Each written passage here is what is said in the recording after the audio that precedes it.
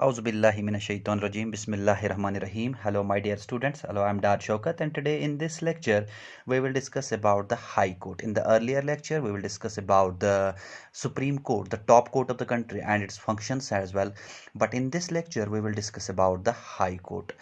Dear students, जैसा कि आप जानते हो कि हमारे कंट्री के अंदर कोर्ट्स का हियरार्की सिस्टम है। हियरार्की का मतलब होता है टॉप पे अगर हम देखेंगे तो सुप्रीम कोर्ट है। सुप्रीम कोर्ट के बाद अगर कोई कोर्ट आता है that is the high court. High court के बाद अगर कोई कोर्ट आता है that is the district courts, then session courts, then munsif magistrates, ऐसे कुछ कोर्ट्स आते हैं, और देन लोअर कोर्ट्स। सो ये कोर्ट्स का कुछ हियरार्की सिस्टम है।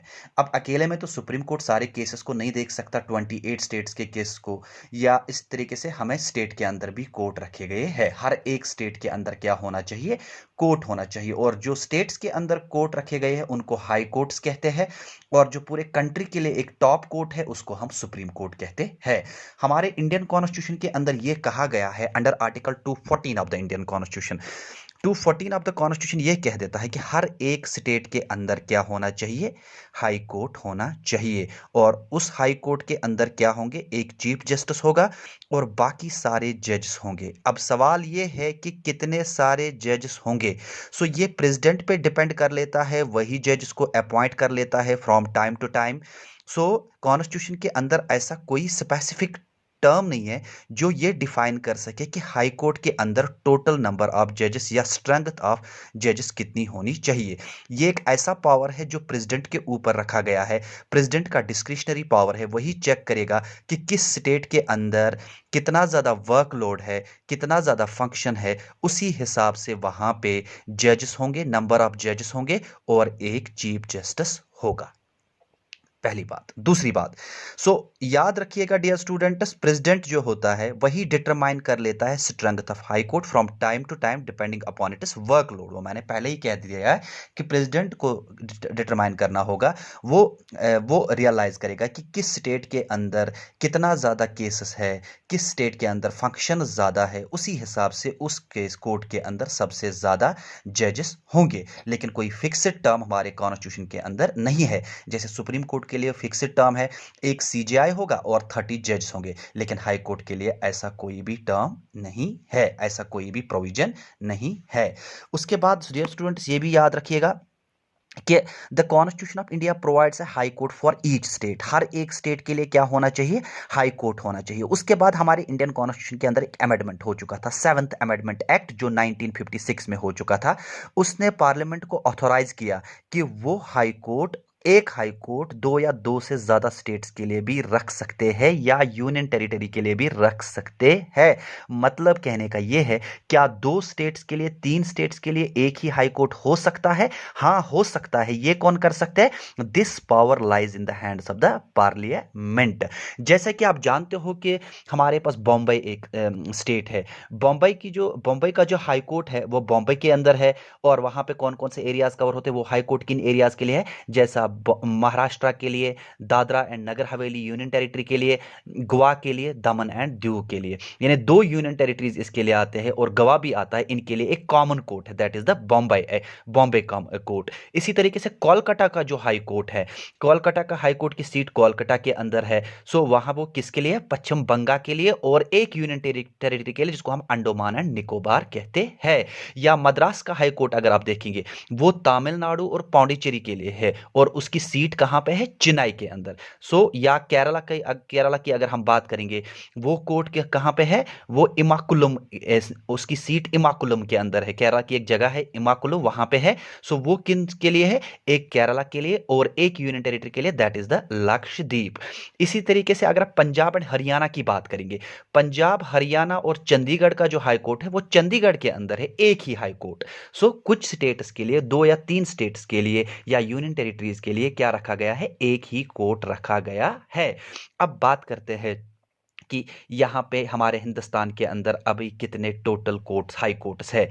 At present there are 25 high courts in the country. पहले 24 हुआ करते थे, अब 25 है, क्योंकि एक नया हाई कोर्ट बना है तेलंगाना का, आंध्र प्रदेश का। So that should be counted as the 25th high court in India. So उसके बाद दिल्ली सिर्फ एक ऐसी यूनियन टेरिटरी है that has high court of its own, यानी तमाम यूनियन टेरिटरीज में से अगर हम देखेंगे सिर्फ एक यूनियन टेरिटरी ऐसी है, that is the Delhi union territory, जहां पे उनके पास अपना हाई कोर्ट है। कब से है? 1966 से। उसके बाद हाई कोर्ट की अपॉइंटमेंट जज की बात करते हैं कि इनको कौन अपॉइंट कर लेता है। Under article 217 of the Indian constitution ये कह देता है कि प्रेसिडेंट अपॉइंट कर लेता है जजेस of high court. So the chief justice of high court is appointed by the president, और उसके बाद जो उसके अंदर जजेस होंगे उनको भी अपॉइंट करेगा with the chief consult with the उनको भी अपॉइंट करेगा उस स्टेट का जो गवर्नर होगा, वो उनको कर सकता है, लेकिन उसको पहले रिकमेंडेशन कंसल्ट किसको करना होगा? उस स्टेट के चीफ जस्टिस को। सो हम इन शॉर्ट वर्ड्स में कह सकते हैं the chief justice of high court is appointed by the president after consultation with the chief justice of supreme court. यानी हाई कोर्ट का जो चीफ जस्टिस होगा उसको प्रेसिडेंट अपॉइंट करेगा, लेकिन पहले वो किसको कंसल्ट करेगा? सुप्रीम कोर्ट के चीफ जस्टिस को and governor of the concerned state. और उस स्टेट के, यानी जिस स्टेट के अंदर उस हाई कोर्ट के चीफ जस्टिस को अपॉइंट करना है, वहां का जो गवर्नर होगा उसको भी उस समय पे कंसल्ट करना है। उसके बाद क्वालिफिकेशन ऑफ जजेस। अब जब हाई कोर्ट की जजेस की क्वालिफिकेशन की बात आएगी, किस किस को हम अपॉइंट कर सकते हैं? He should be the citizen of India, पहले वो सिटीजन ऑफ इंडिया होना चाहिए, और साथ में he should have held a judicial office in the territory of India for 10 years, यानी वो 10 ईयर्स तक जुडिशियल ऑफिसर होना चाहिए, या एडवोकेट होना चाहिए हाई कोर्ट के अंदर for succession for 10 years. 10 years तक वो हाई कोर्ट का एडवोकेट होना चाहिए, तब वो हाई कोर्ट का क्या बन सकता है? जज बन सकता है। अब जब ये जज जब बनते हैं, इनको भी ओथ लेना होता है। मैंने समझा दिया प्रीवियस लेक्चर में ओथ एंड अफर्मेशन क्या होता है। सो इनको ओथ कौन दिला देता है? उस स्टेट का जो गवर्नर होता है। यहां पे इंपॉर्टेंट अपॉइंट इनको प्रेसिडेंट करेगा, लेकिन ओथ इनको दिलाएगा कौन? गवर्नर, या गवर्नर के बदले कोई और बंदा हो सकता है जिसको गवर्नर अपॉइंट करेगा, वो इनको ओथ दिलाने में मदद करेगा। अब टेन्योर की बात करते हैं कि इनका टेन्योर क्या होता है। जो यूजुअली हाई कोर्ट के जजेस होते हैं वो 62 ईयर्स ऑफ एज तक अपना ऑफिस होल्ड कर सकते हैं। जिस दिन वो 62 ईयर्स कंप्लीट करेंगे वो रिजाइन हो जाएंगे। बात समझ में आ गई? Any question regarding the age is to be decided by the president and is considered as final। Age के रिलेटेड कोई भी मैटर होगा जज के रिलेटेड, वो कौन डिसाइड करेगा? वो प्रेसिडेंट करेगा, और उसका डिसीजन फाइनल होगा। उसके बाद रिमूवल, यानी अगर इन जजेस को हमें हटाना होगा, वो कैसे हटा सकते हैं? अगर किसी जज को रिजाइन करना होगा, वो डायरेक्टली अपना रिजिग्नेशन किसको देगा? हाई कोर्ट की जजेस की मैं बात कर रहा हूं। हाई कोर्ट के जजेस को भी अगर रिजिग्नेशन देना होगा, या सुप्रीम कोर्ट के जजेस को भी अगर रिजिग्नेशन देना होगा, उनको अपना रिजिग्नेशन राइटिंग में लिख के देना है प्रेसिडेंट को। He can be remove from his office on the recommendation of the parliament same as the जज of supreme court. High court के जज को भी रिमूव किया जा सकता है अपने ऑफिस से, जिस तरीके से सुप्रीम कोर्ट के जज को करते हैं। या he vacates his office when he is appoint as जज ऑफ सुप्रीम कोर्ट। अगर हाई कोर्ट का जज अपॉइंट हो जाता है जज ऑफ सुप्रीम कोर्ट, उस केस में उसकी सीट एज ए जज ऑफ हाई कोर्ट के अंदर कैंसिल कर दी जाएगी, क्योंकि वो उस समय पे अपॉइंट होता जा रहा है सुप्रीम कोर्ट का जज। और when he is transferred to another high court, या यूजुअली अगर वो किसी अनदर हाई कोर्ट के अंदर ट्रांसफर होता जा रहा है, सो पहले वाले हाई कोर्ट के अंदर उसकी सीट जो है वो वैकेंट हो जाएगी। बाकी रहा सवाल इनके सैलरीज का, इनके अलाउंसेस का, वो कौन डिटरमाइन करेगा? That is determined by the parliament from time to time. Usually हम बात करते हैं कि जो प्रेजेंट सैलरी होती है chief justice of high court की, वो 90,000 पर मंथ होती है, और हाई कोर्ट जजेस की सैलरी जो होती है वो 80,000 पर मंथ होती है। या अब अगर हम बात करें इंडिपेंडेंस ऑफ हाई कोर्ट, कहां कहां पे हाई कोर्ट की इंडिपेंडेंस है? देखिए, मोड ऑफ अपॉइंटमेंट में मोड ऑफ अपॉइंटमेंट सिर्फ प्रेसिडेंट के हाथ में रखा गया है। उसके बाद सिक्योरिटी ऑफ टेन्योर, यानी 65 साल तक, 62 ईयर्स तक अपना जॉब अच्छे तरीके से कर सकते हैं। सो फिक्स्ड सर्विस कंडीशंस इनके लिए रखे गए हैं, और इनकी जो सैलरी होती है, एक्सपेंस होते हैं, वो किस से निकल जाती है?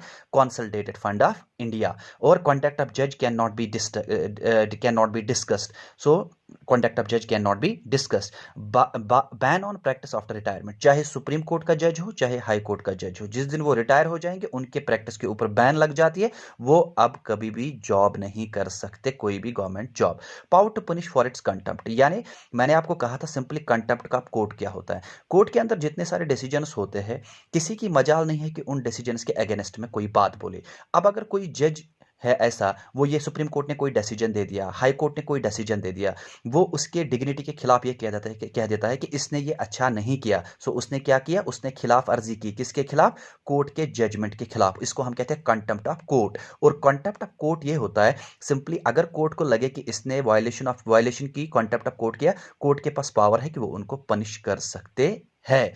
और हाई कोर्ट के पास और एक फ्रीडम है, इंडिपेंडेंस है कि वो अपने स्टाफ को अपॉइंट कर सकते हैं, और उसकी जुरिडिक्शन जो है वो कटेल नहीं होती, और साथ में उसको अलग रखा गया है, सेपरेशन फ्रॉम द एग्जीक्यूटिव्स. सो ये कुछ इंपॉर्टेंट चीजें थी जो मैंने आपको कही किसके बारे में.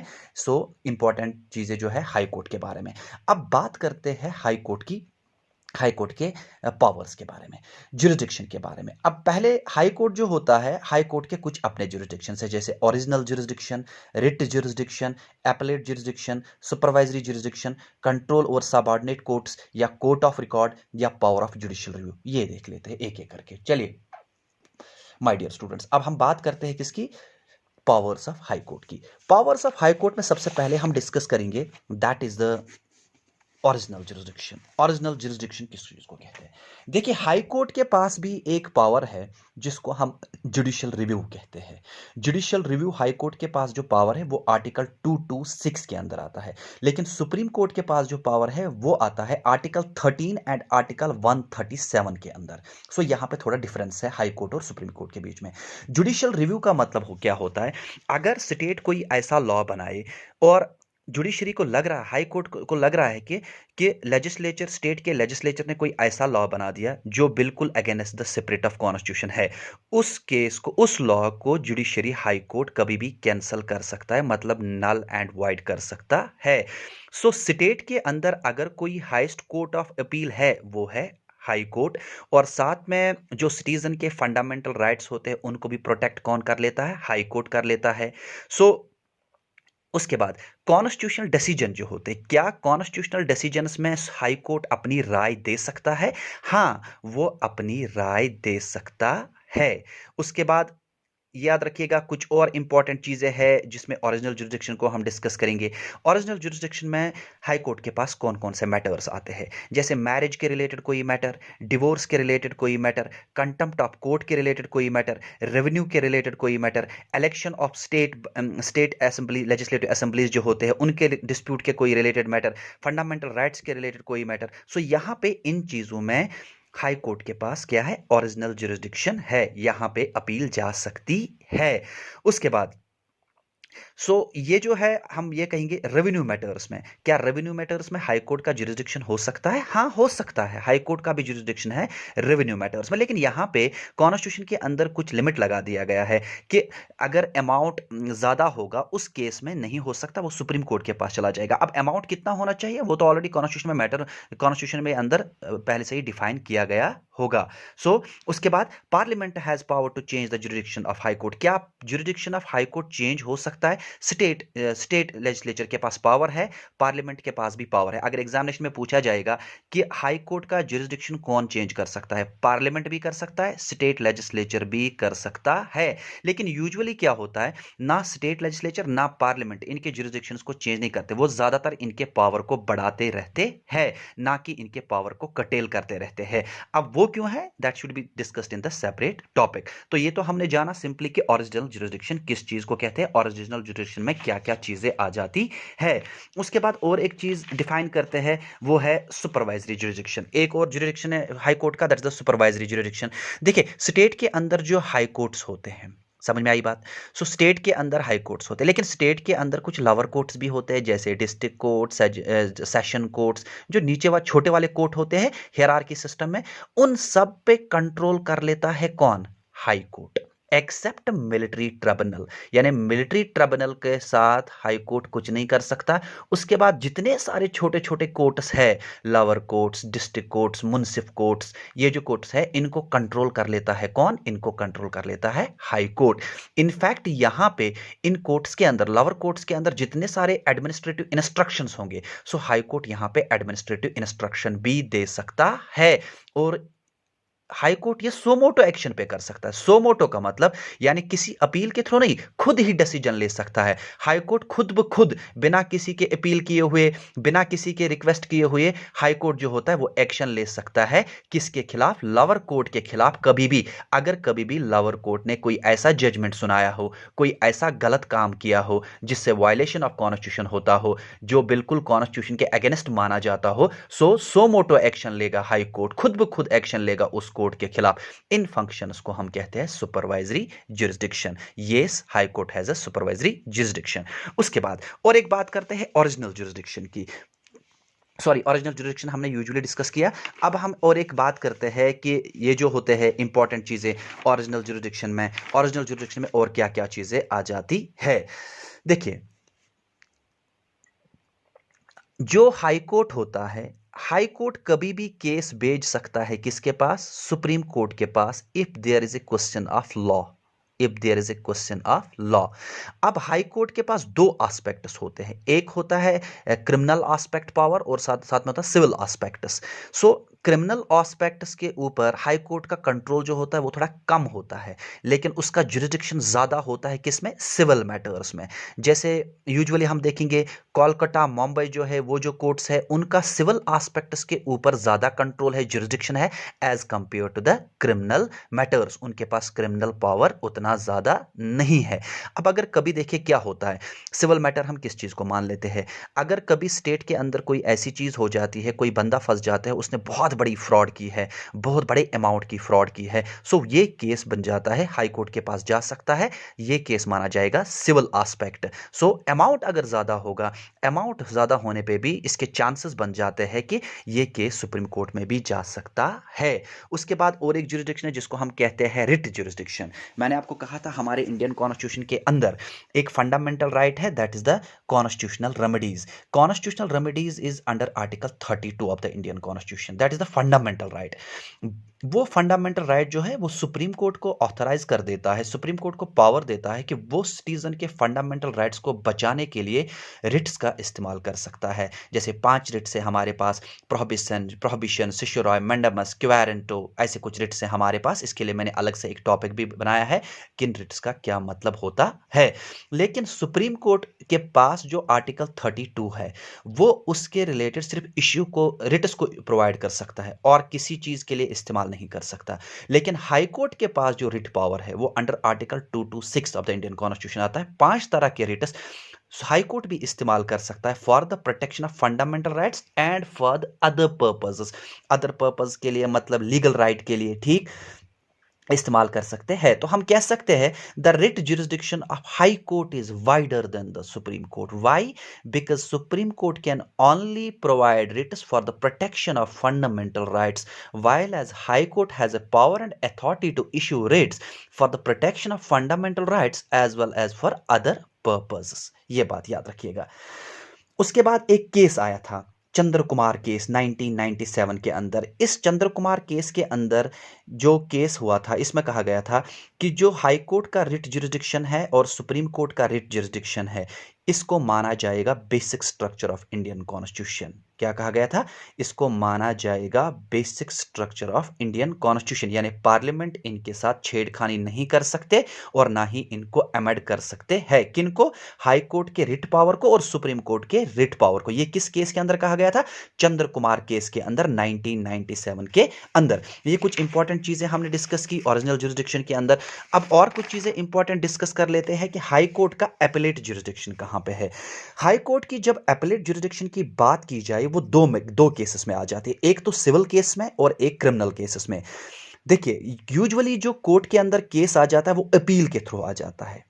देखिए, अगर सपोज मान लीजिएगा कि सबऑर्डिनेट कोर्ट में, किसी छोटे वाले कोर्ट में कोई केस चल रहा है, वहां पे किसी को सजा सुनाई गई, ठीक। अब वो उसको लग रहा है कि मेरे साथ नाइंसाफी हुई, it means that the party is not happy. So उस केस में वो अपील ले सकता है, किसमें, वो हाई कोर्ट में अपील कर सकता है। इसको हम कहते हैं एपेलेट ज्यूरिसडिक्शन। जो हाई कोर्ट का एपेलेट ज्यूरिसडिक्शन होता है वो दो मैटर्स में होता है, सिविल मैटर्स में और क्रिमिनल मैटर्स में। अब सुन लेते हैं सिविल मैटर्स में कहां कहां पे हो सकता है। जो सिविल मैटर्स में हाई कोर्ट का ज्यूरिसडिक्शन है वो दो अपील्स पे हो सकता है। अब दो अपील्स कहां कहां पे हो सकते हैं, देखिए।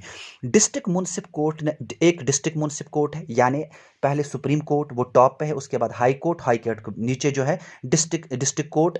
अब डिस्ट्रिक्ट कोर्ट में कोई केस चल रहा है, अगर वो case directly, if the case directly go to the district court और हाई कोर्ट, अगर वो केस म्युनिसिपल कोर्ट में चल रहा है, अगर वो केस डायरेक्टली डिस्ट्रिक्ट कोर्ट में चला जाता है या हाई कोर्ट में चला जाता है, सो इसको हम कहते हैं this is the first appeal.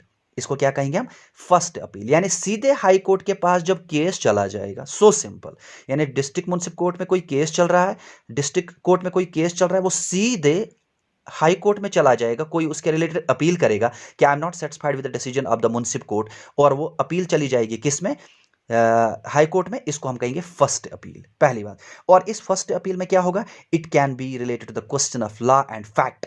ये क्वेश्चन ऑफ लॉ के रिलेटेड भी हो सकता है, क्वेश्चन ऑफ फैक्ट के रिलेटेड भी हो सकता है, पहली अपील। दूसरी अपील, सेकंड अपील कब हो सकती है, देखिए। डिस्ट्रिक्ट कोर्ट या डिस्ट्रिक्ट म्युनिसिपल मैजिस्ट्रेट कोर्ट जो होता है, अगर ये केस सीधा, इनके यहाँ पे केस चल रहा है, वो सीधा डिस्ट्रिक्ट जज के पास चला जाता है, डिस्ट्रिक्ट जज से होके सीधा केस हाई कोर्ट के पास चला जाता है।